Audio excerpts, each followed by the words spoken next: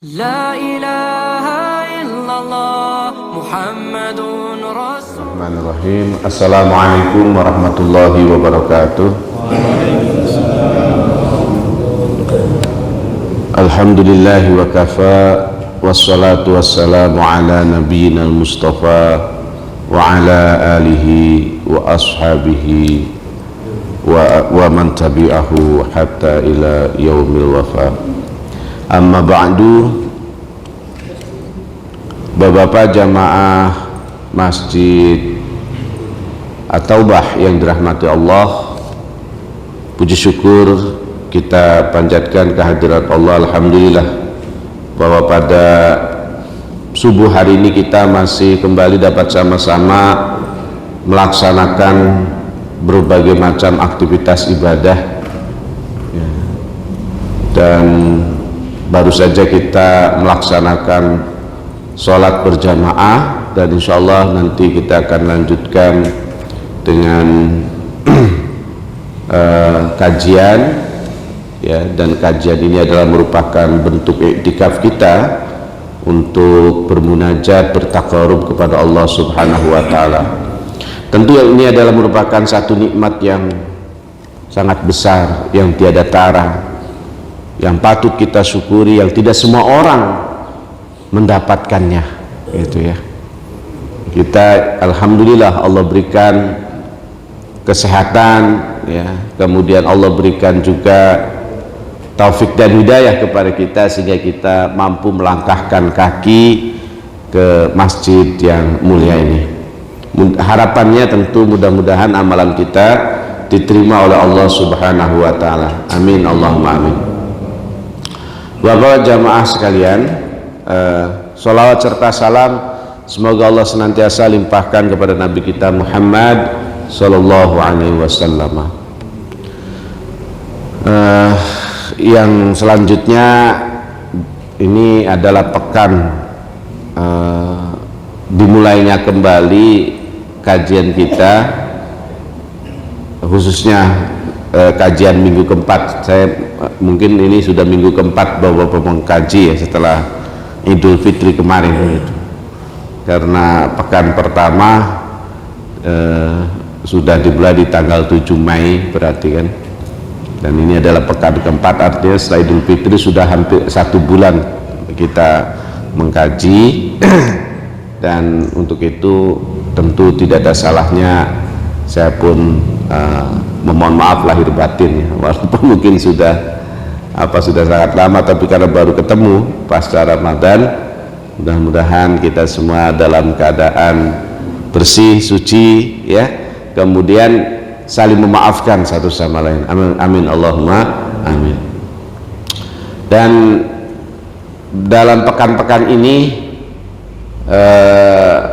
jamaah haji Indonesia sudah mulai diberangkatkan dengan berbagai macam embarkasi, dan tentu saja ini adalah merupakan satu hal yang diimpikan oleh kita umat Islam, terutama kita yang belum berangkat haji, untuk bisa melaksanakan ibadah haji sebagai ibadah yang terakhir, yang sempurna, gitu, menyempurnakan keislaman kita, yakni rukun Islam yang kelima, ya.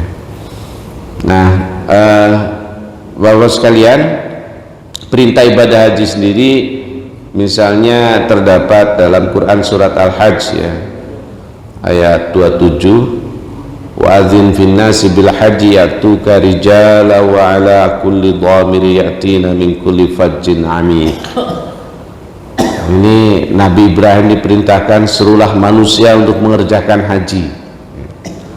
Jadi ini seruan tidak pakai medsos, ya kan? Tapi Allah memerintahkan serulah manusia untuk beribadah haji, maka mereka akan datang di jalan, ya. Ada yang berjalan kaki, gitu. Di Indonesia ada juga Pak yang berjalan kaki kan kemarin, bukan cuma yang bersepeda, yang berjalan kaki dari mana tuh, Jawa kalau nggak salah, ya, Jawa Tengah, itu 7 bulan. Jadi kalau bapak bayar antrinya 20 tahun jalan kaki, 7 bulan nyampe. Nah ini Masya Allah ya, luar biasa gitu. Jadi bukan zaman dulu saja yang jalan kaki itu Pak, dan bukan yang jaraknya dekat saja. Kita yang jaraknya ribuan kilometer pun ada yang berjalan kaki dan sampai gitu ya, berjalan kaki. Kemudian ala kulli dhamir ya. Dan ada juga yang mengendarai setiap unta, bahkan untanya itu yang kurus gitu ya. Ya mungkin kalau sekarang unta yang kurus itu apa? Ya selain unta secara arti, secara sebenarnya, juga bagi mereka yang tidak punya kendaraan yang cukup layak sebenarnya. Maka misalnya ada yang bersepeda ya. Saya nggak tahu kalau dari negara-negara lain yang jauhnya sama kayak Indonesia apakah ada gitu. Tapi kalau negara-negara dekat Saudi saya kira mungkin banyak juga ya yang datang dengan berbagai macam kendaraan, bahkan kalau yang tidak terlalu jauh mungkin bisa naik mobil gitu kan untuk datang ke Mekah gitu. Nah mereka datang dari segenap penjuru yang jauh, min kulli fajjin amiq ya.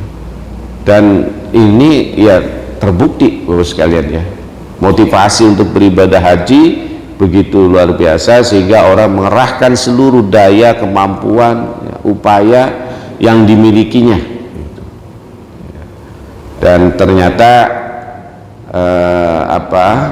daya, keinginan, motivasi orang itu kadang-kadang oleh orang-orang yang kriminal kemudian dimanfaatkan sebagai peluang ya. Misalnya untuk untuk ya menipu gitu, sehingga ada banyak jamaah yang kemudian tertinggal dan lain sebagainya. Jadi Bapak sekalian, ini adalah fenomena ya ibadah haji. Tapi kata Nabi kan bahwa haji itu tidak akan mampu memberikan apapun terhadap kehidupan kita kalau tidak mabrur. Tetapi kalau haji kita mabrur, kata Rasulullah sallallahu jaza illal jannah, bahwa tidak ada balasan haji mabrur itu kecuali surga. Nah oleh karena itu Bapak sekalian, saya dalam konteks ini ingin melihat ya makna kemabruran itu gitu. Ya, misalnya kalau dari segi bahasa al-barro satu akar juga dengan al-birru yang artinya itu adalah kebaikan, keindahan, bahkan surga. Jadi tidak ada arti yang negatif, semuanya artinya positif. Nah berbicara al-birru itu ada dalam Quran surat Al-Baqarah ayat 177. Allah menyatakan laisal birra an tuwallu wujuhakum qibalal masyriqi wal maghrib. Bukanlah albir, kemabruran, kebaikan itu menghadapkan wajahmu ke timur maupun ke barat. Nah ini ayat turun sebenarnya dari dalam rangka mematahkan argumen atau lebih tepatnya cemoohan orang Yahudi kepada Nabi Muhammad ketika Nabi diperintahkan untuk menghadapkan kiblatnya dari Masjidil Aqsa ke Masjidil Haram ya, jadi sholat pertama menghadap ke Masjidil Aqsa, kemudian diperintahkan Rasulullah SAW untuk menghadap ke Masjidil Haram. Waktu itu orang-orang Yahudi di Madinah rame ya, agama apaan tuh Muhammad katanya, kok plin-plan ya, udah menghadap ke Masjidil Aqsa, mungkin kata mereka udah bener-bener tuh Masjidil Aqsa, malah ke Masjidil Haram. Maka turun ayat ini, laisal birru an tuwallu wujuhakum qibalal masyriqi wal maghrib. Bukanlah kebaikan itu menghadapkan wajahmu ke timur dan ke barat. Artinya apa Bapak sekalian? Artinya bahwa ibadah ya, kebaikan itu tidak hanya secara formalitas gitu. Artinya menghadap timur dan barat itu hanya formalitas saja. Sesungguhnya apa yang kita hadapi, apa yang kita konsentrasikan dalam ingatan, dalam pikiran, dalam hati kita, Allah Sang Pencipta. Jadi itu hanya simbol. Walaupun simbol ini penting, karena simbol sebagai identitas gitu. Tetapi itu bukan substantif.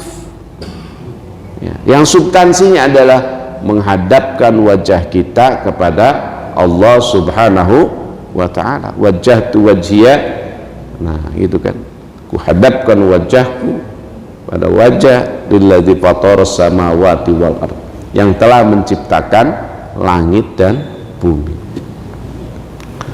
Jadi Allah ingin memperkuat bahwa kebaikan itu tidak hanya sekedar formalitas. Karena kalau kebaikan hanya dalam tataran formalitas, tidak masuk pada substansi, maka tidak akan berdampak banyak dan sangat kering, Pak. Ya. Ibadah sholat, misalnya kita menghadap kiblat, itu memang salah satu yang harus kita hadapkan, yang harus kita lakukan. Tapi ketika kiblat itu tidak kita temukan, apakah kemudian sholatnya gugur, kemudian kita tidak melaksanakan sholat? Maka sholat tetap dilaksanakan. Hal ini misalnya terjadi kepada orang yang baru ke suatu tempat dan dia tidak tahu arah kiblat. Ya. Kalau sekarang sudah ada aplikasi ya. Dulu sebelum handphone kita itu smart gitu kan nggak ada aplikasi. Udah lihat kanan kiri tengok, nggak bisa, nggak tahu. Terus kemudian kalau nggak tahu kiblat, apakah kemudian sholatnya tidak kita laksanakan? Tetap kita laksanakan dengan arah atau ke arah yang kita yakini bahwa itu adalah arah kiblat gitu.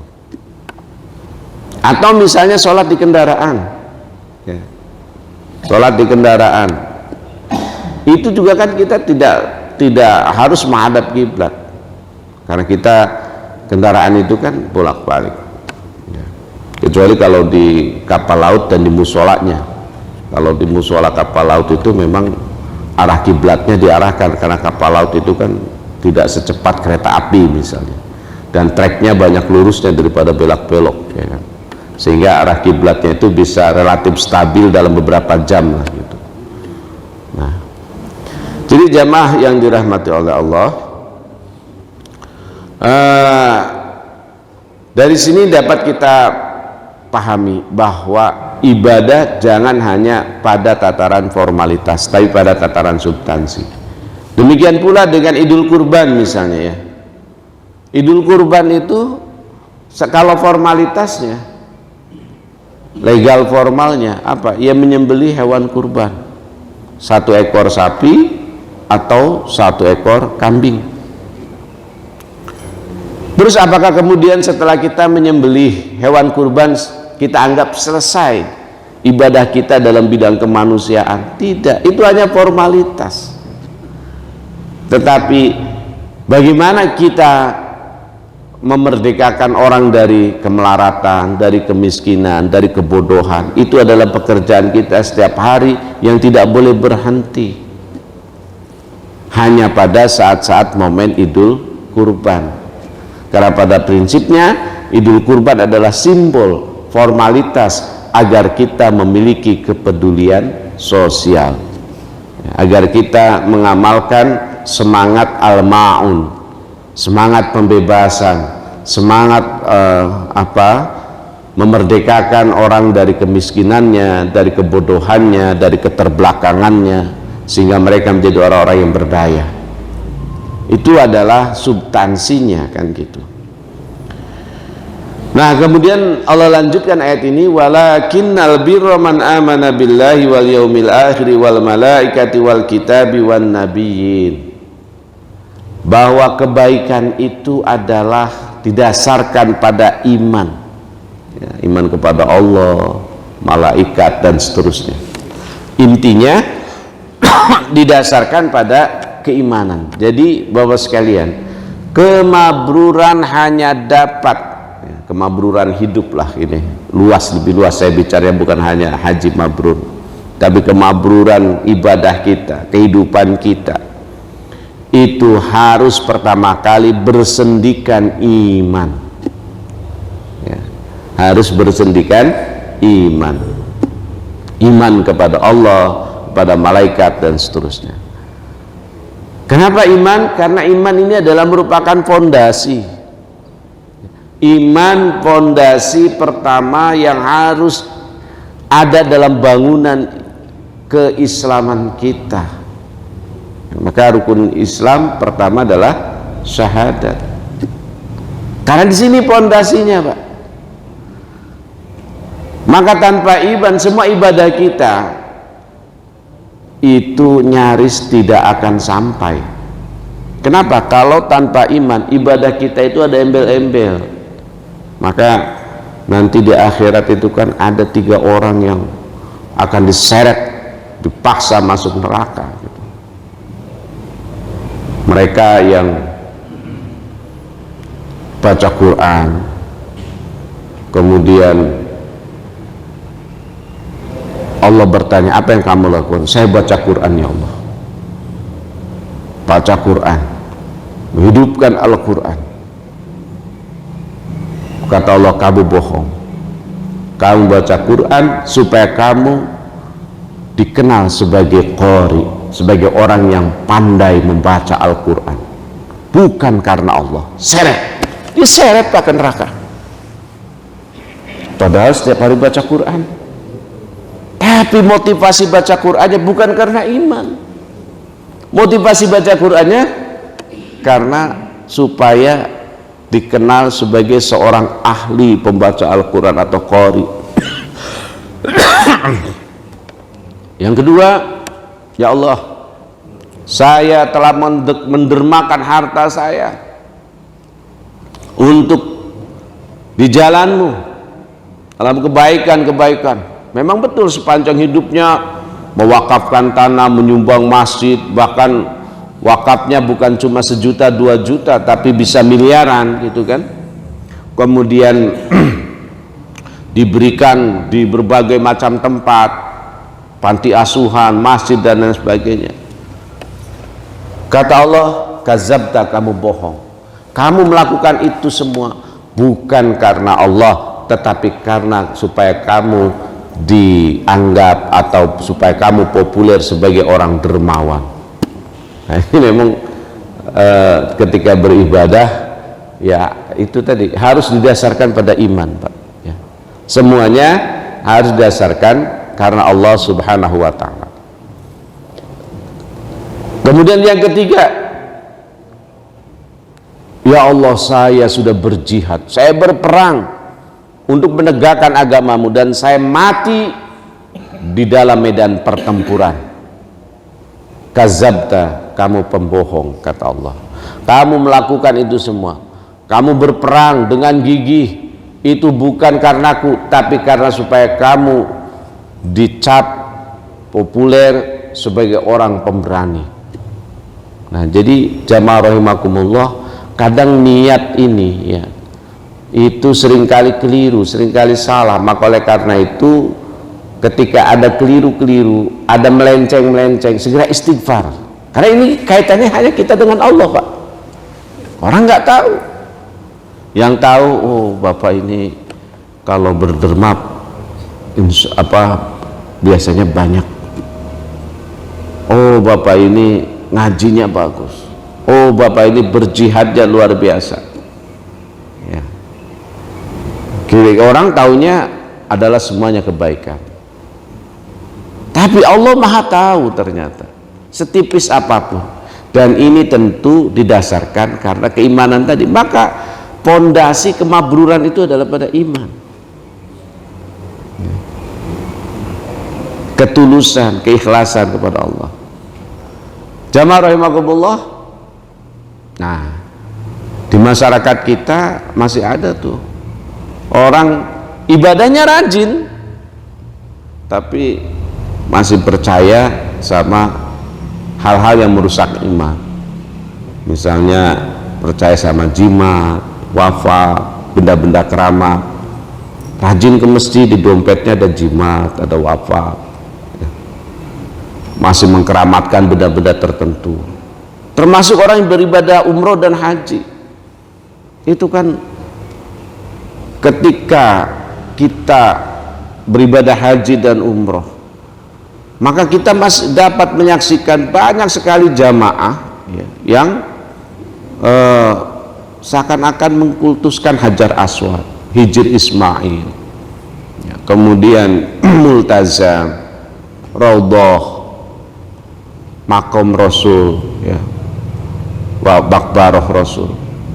Ya untungnya Saudi itu Wahabi gitu ya. Kalau bukan Wahabi, ya itu Wahabi, walaupun ya di kita banyak dikritik ya, tapi ada bagusnya juga itu ya. Sehingga tempat-tempat itu tidak kemudian menjadi tempat-tempat untuk ya tadi menyimpang ya, keimanan kita menjadi menyimpang gitu ya. Kalau bukan Wahabi kan ditoleransi gitu ya, karena Wahabi haji haram, ayo standar kan gitu ya.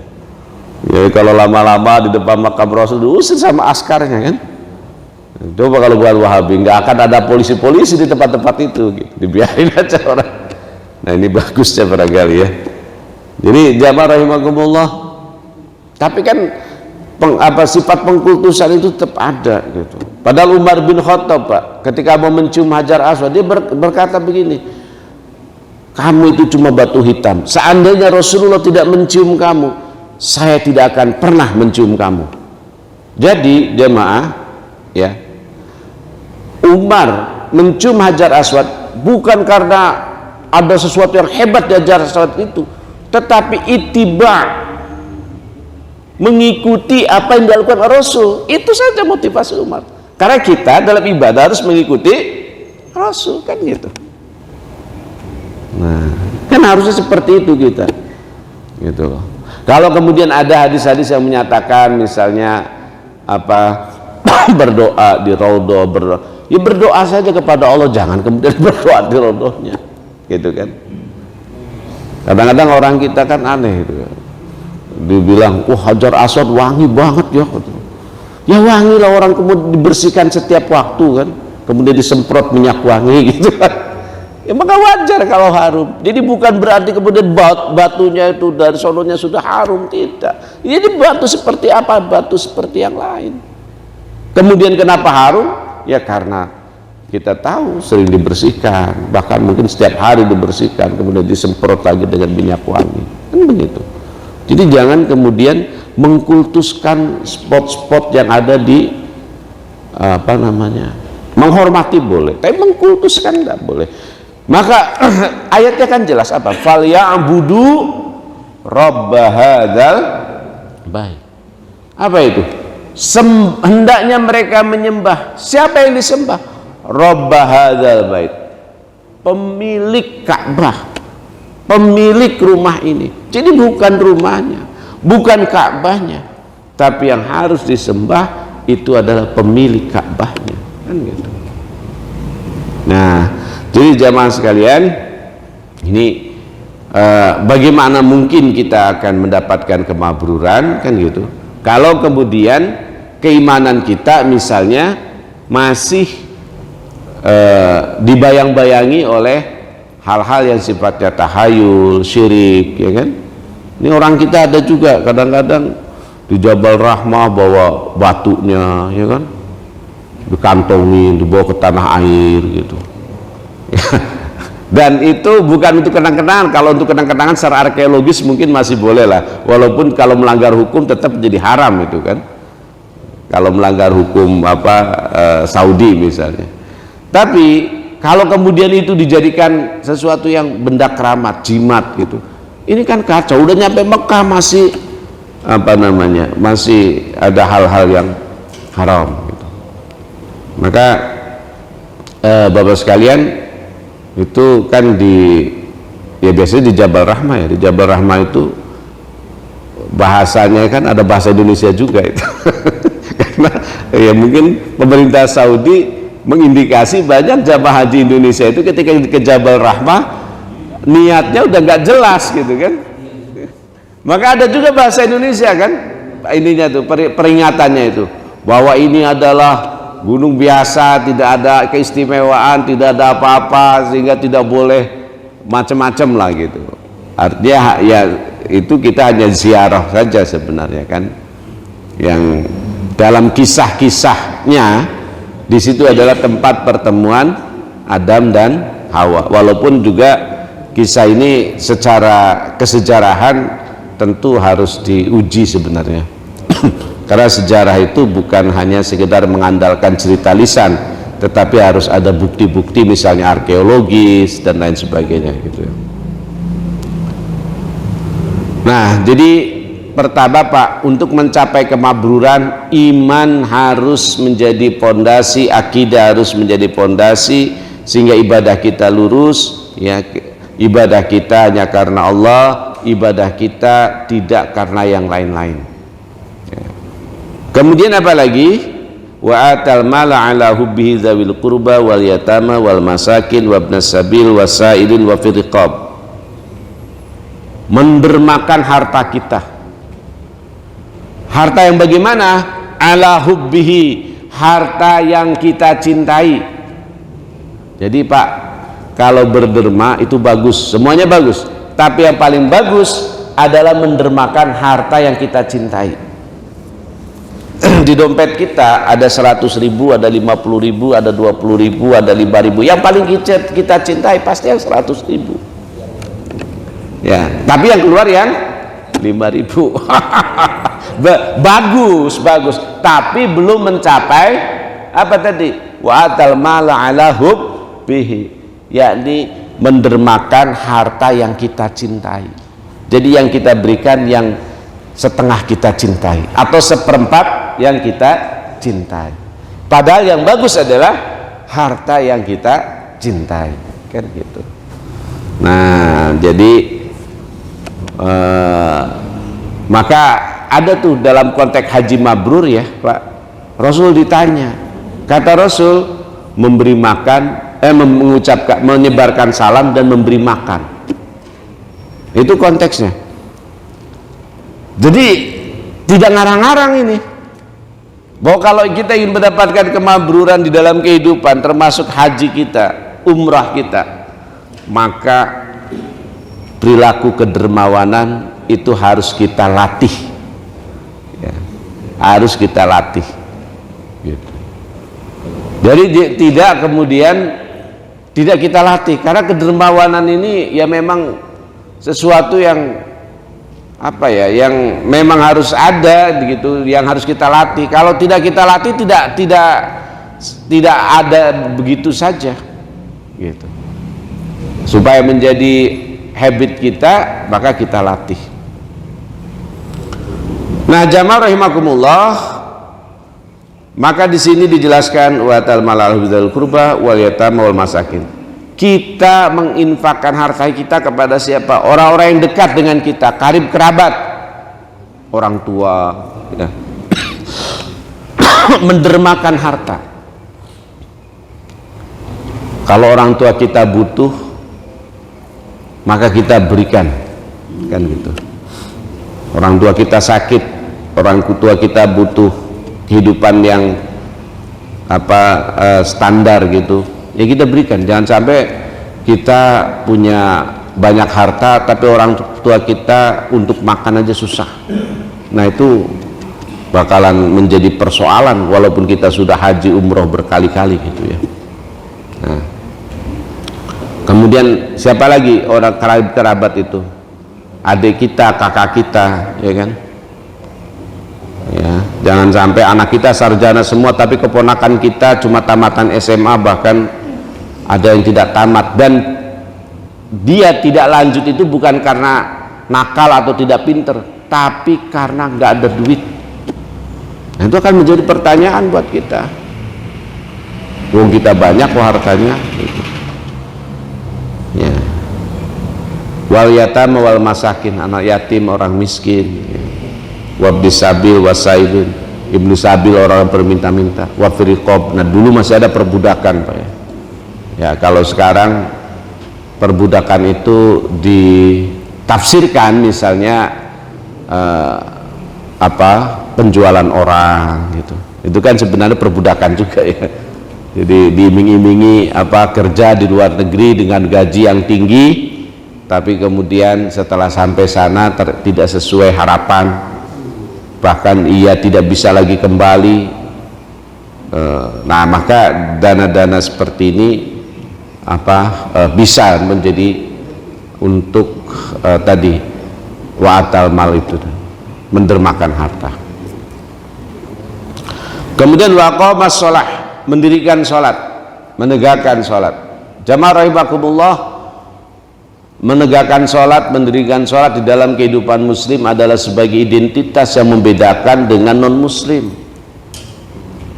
Bainal kafir wal muslim as-sholah, bedanya orang kafir dan orang muslim itu adalah sholat. Maka kalau ada orang Islam nggak sholat, yang nggak ada bedanya dengan orang kafir, kan gitu.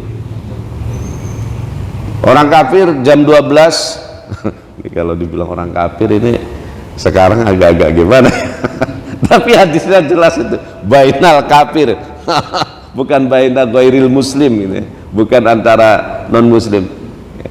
Antara orang kafir dan orang muslim. Orang kerja ya. Orang kafir ketika istirahat ya istirahat, orang muslim istirahat, tapi bedanya orang kafir gak sholat, orang muslim sholat kan gitu ya.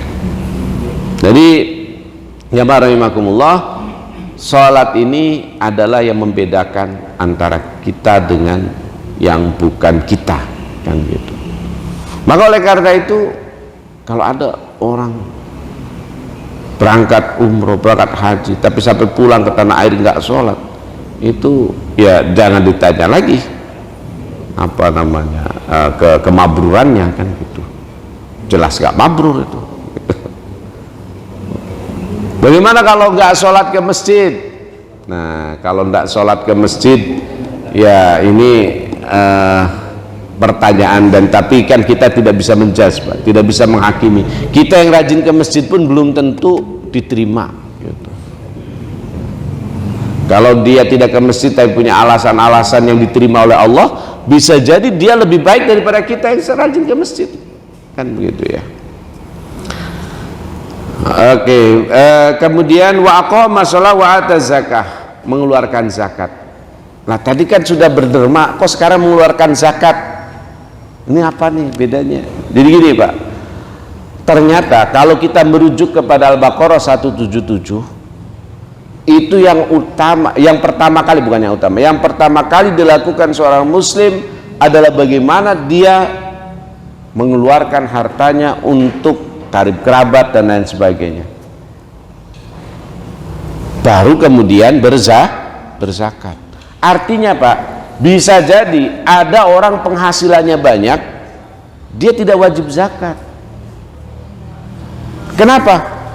Karena hartanya sudah habis untuk berderma tadi, untuk ngobatin orang tuanya, nyekolahin keponakannya, nyekolahin bantu kakaknya, bantu adiknya.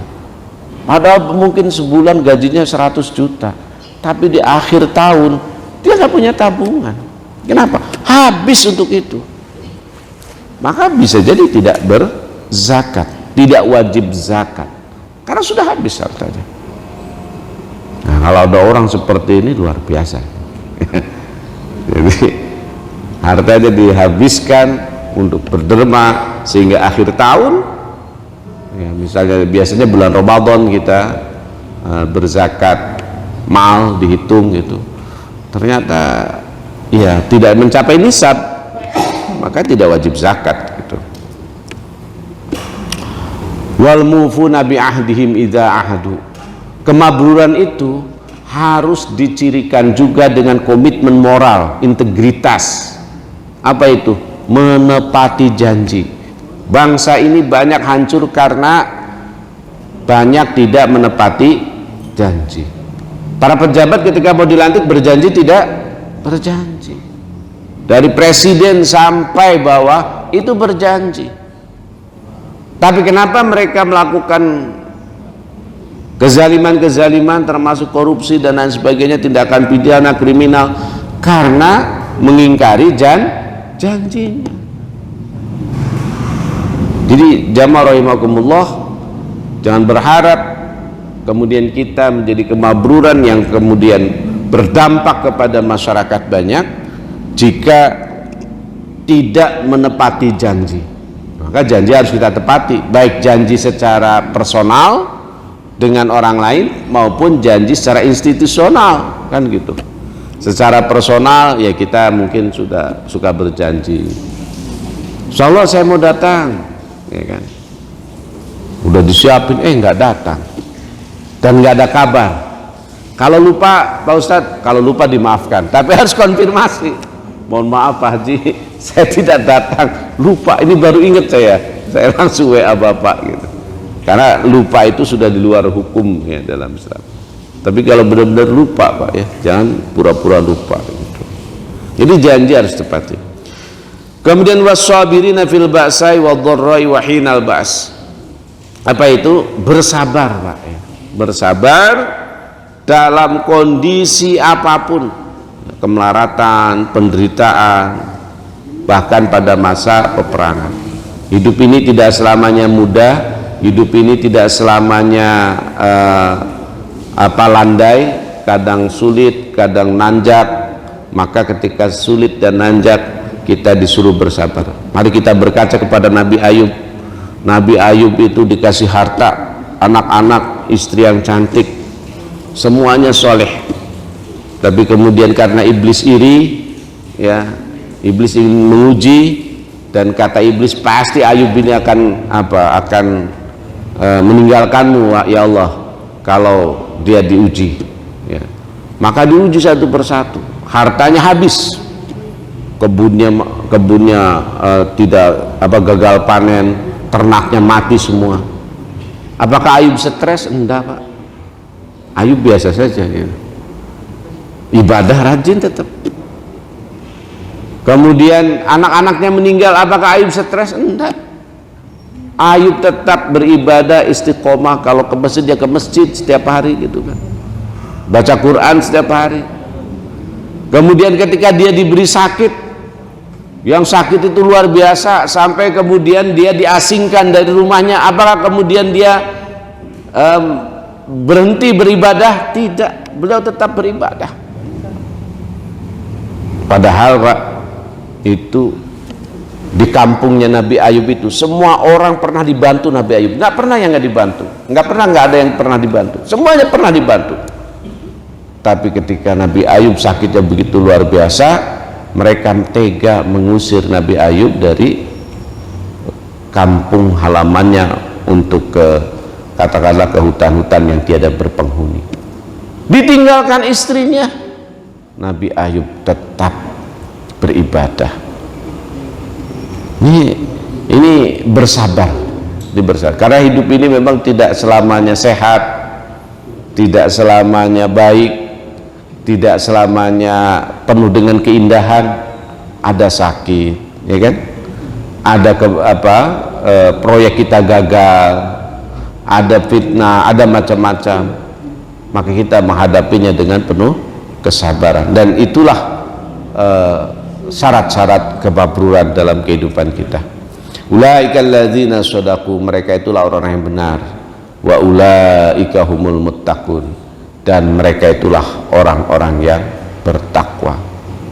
Jadi sekalian, wajar kalau kemudian di dalam hadis-hadis Rasul ya, itu ketika ditanya atau dalam konteks kemabruran itu selalu ada dampak-dampak sosial gitu. Kayak tadi afsus salam wa it'amut ta'am, ya.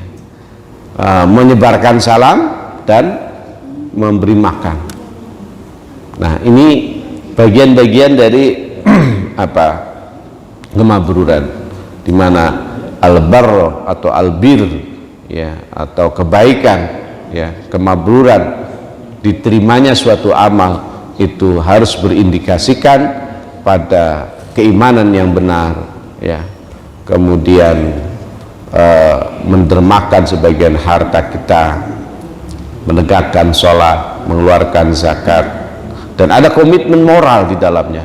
Karena tanpa komitmen moral, tanpa akhlakul karimah, maka kita tidak akan memberikan dampak apapun. Bahkan justru kalau tidak memberikan dampak apapun lebih bagus, Pak.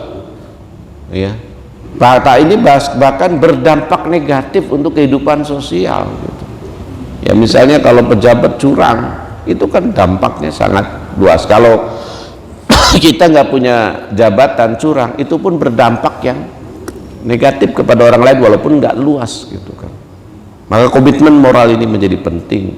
Akhlakul karimah sebagai barometer bagi kita semua, terlebih lagi kalau kita misalnya diberikan amanah sebagai seorang pemimpin gitu. Bapak sekalian, saya kira ini sebagai pengantar pengajian kita. Harapannya tentu nanti mudah-mudahan Allah memberikan kelapangan, keluasan kepada kita semua, sehingga bagi kita yang belum melaksanakan ibadah haji, mudah-mudahan Allah berikan kesempatan, kemudahan untuk beribadah haji. Amin, Allahumma amin. Terima kasih. Selanjutnya saya serahkan kepada Ustadz Amin. Seperti biasa kita masuk sesi tanya jawab. Apakah ada jamaah yang ingin bertanya karena kelaminnya pagi? Pagi di Waalaikumsalam warahmatullahi wabarakatuh. Terkait di dalam rukun Islam haji, Ustaz.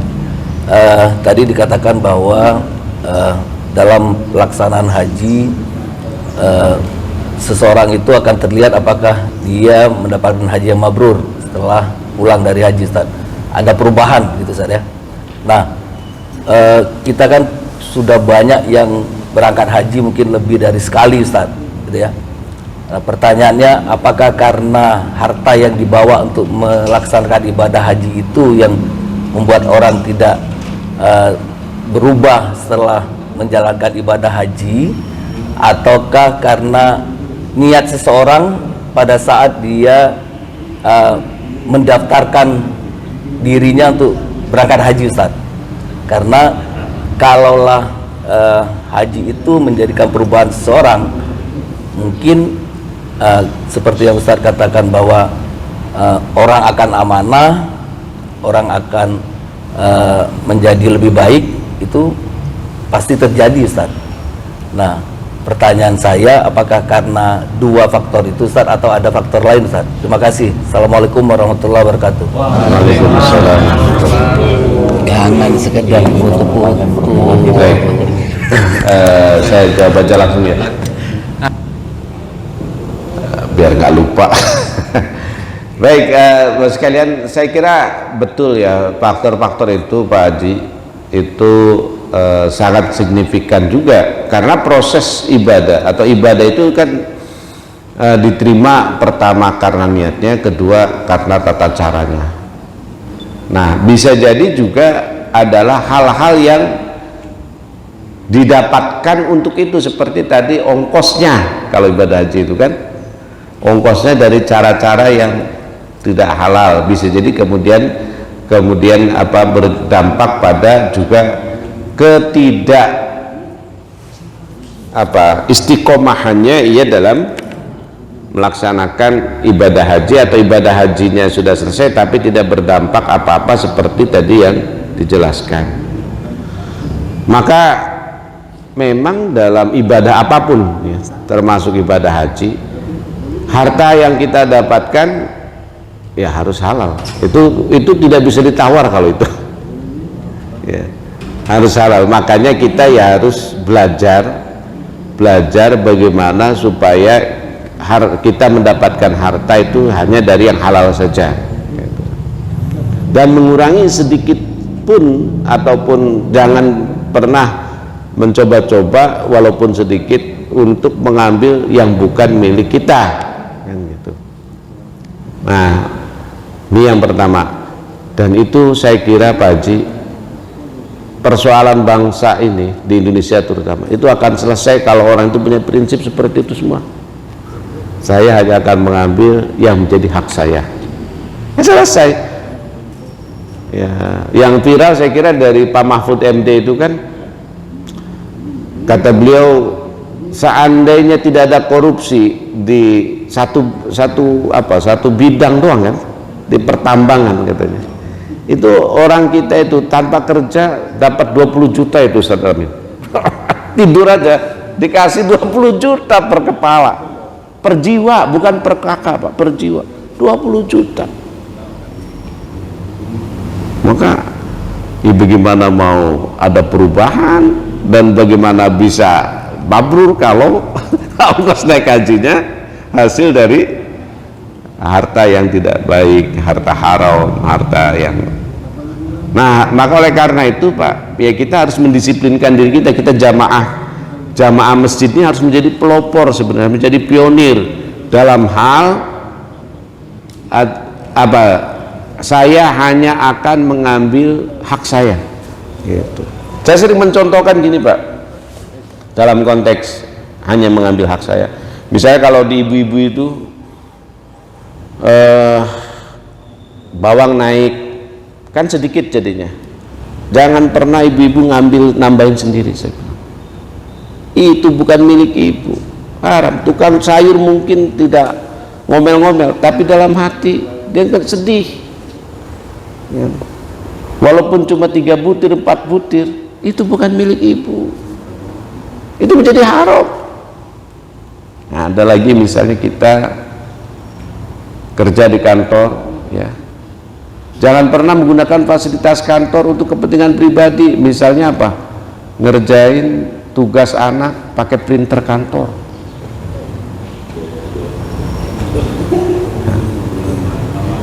pakai kertas kantor, skripsi anak kita kerjakan di kantor gitu. Pak, yakinlah Pak, yang seperti ini tidak membuat kita kaya, tapi dapat dipastikan kita berdosa. Tapi kan itu Pak Ustadz punya kantor dan itu kertas banyak, itu bukan punya kita Pak.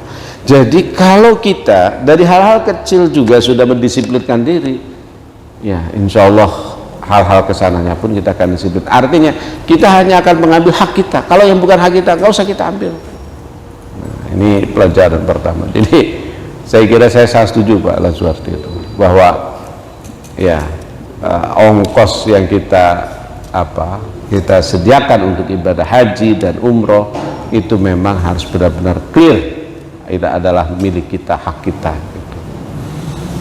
Kemudian terkait dengan perubahan orang ya di setelah ibadah haji, kok kenapa tidak ada perubahan? Sebenarnya ibadah haji itu sama dengan ibadah-ibadah yang lain. Ibadah sholat pun kan harus ada perubahan. Kata Allah, inna sholata tanha anil fahsya'i wal munkar. Sholat itu mencegah dari perbuatan keji dan mungkar. Nah ini kadang banyak kita habis sholat orang malah berbuat mungkar, habis sholat menggunjing, habis sholat marah-marahin orang, habis sholat marahin istri. Jadi ternyata sholat kita pun belum tanha anil fahsya wal munkar. Jadi sebenarnya semua ibadah itu Pak mengajarkan kepada kita pada perubahan, transformasi kepribadian yang lebih baik, bukan cuma haji ya, bukan cuma haji gitu. Nah banyak ibadah haji, orang-orang yang beribadah haji malah kemudian tidak lulus juga ketika di Mekahnya gitu ya. Jadi belum sampai tanah air sudah tidak lulus, karena di Mekah itu kan berhari-hari kita kalau kloter akhir itu kan menunggu untuk kepulangan. Nah di situ banyak sekali setan bergentayangan. Jadi ya poinnya apa? Kita Pak masih diberikan kesempatan, masih diberikan kesehatan, masih diberikan umur, maka mari kita perbaiki supaya kita menjadi mabrur dalam keseluruh kehidupan kita. Cukup ya Pak ya. Baik, terima kasih. Mohon maaf apabila ada kekeliruan. Mudah-mudahan Allah senantiasa memberikan taufik dan hidayah kepada kita semua, sehingga kita dapat memperbaiki kehidupan kita sampai akhir hayat kita, dan ketika meninggal nanti kita dalam keadaan husnul khotimah. Amin Allahumma amin. Al-Fatihah. A'udzu billahi minasyaitonir rajim. Bismillahirrahmanirrahim. Alhamdulillahirabbil alamin. Arrahmanir rahim. Maliki yaumiddin. Iyyaka na'budu wa iyyaka nasta'in. Ihdinas siratal mustaqim. Siratal ladzina an'amta 'alaihim ghairil maghdubi 'alaihim waladdallin.